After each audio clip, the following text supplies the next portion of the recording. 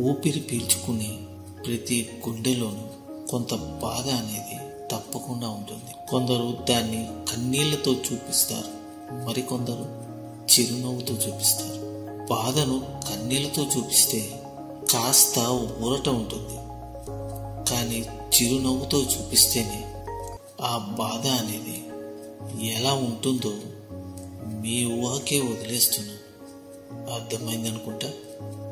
ఈ రోజుల్లో మౌనంగా ఉండటమే మంచిది. ఎందుకంటే కాలం కలిసి రానప్పుడు మనం చేసేది మంచి పనైనా సరే మాట పడక తప్పదు కాదంటారు. కొందరిని అర్థం చేసుకునే ప్రయత్నంలో మనకు మనమే అర్థం కాకుండా పోతాం. అర్థమైందనుకుంటా.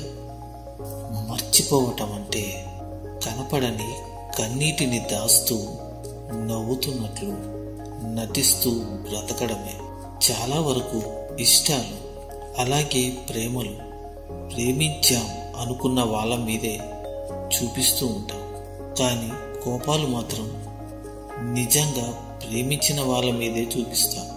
కొందరికి ప్రేమించిన వారిని బాధ పెట్టడమే అలవాటు, మరికొందరికి బాధపడుతూ కూడా ప్రేమించడమే అలవాటు. ఎందుకంటే వారికి ప్రేమ యొక్క విలువేంటో తెలుసు కాబట్టి. అలాగే వారికి బాధ్యత యొక్క బరువులు, బంధాల యొక్క విలువలు తెలుసు కాబట్టి.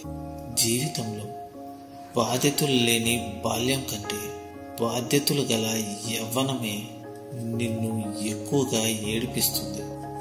ఏం కావాలో కాదు, అప్పుడప్పుడు ఏం వదులుకోవాలో కూడా తెలుసుకోవాలి. అర్థమైందనుకుంటా. అడిగి అలసిపోవడం కన్నా అర్థం చేసుకొని ఆగిపోవటమే మంచిది. అర్థమైందనుకుంటా. నీ యొక్క చెయ్యి పట్టుకొని నడిపించిన వాళ్ళని, అలాగే చెయ్యి పట్టుకొని నడిచే వాళ్ళని ఎప్పటికీ మరువకు, అలాగే వదిలిపెట్టకు. వారికి ఎవరున్నారు? మీరు తప్ప.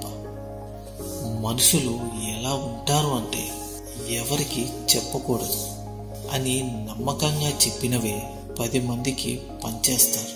అందరికీ చెప్పు అన్నది మాత్రం మనకెందుకులే అని వదిలేస్తారు.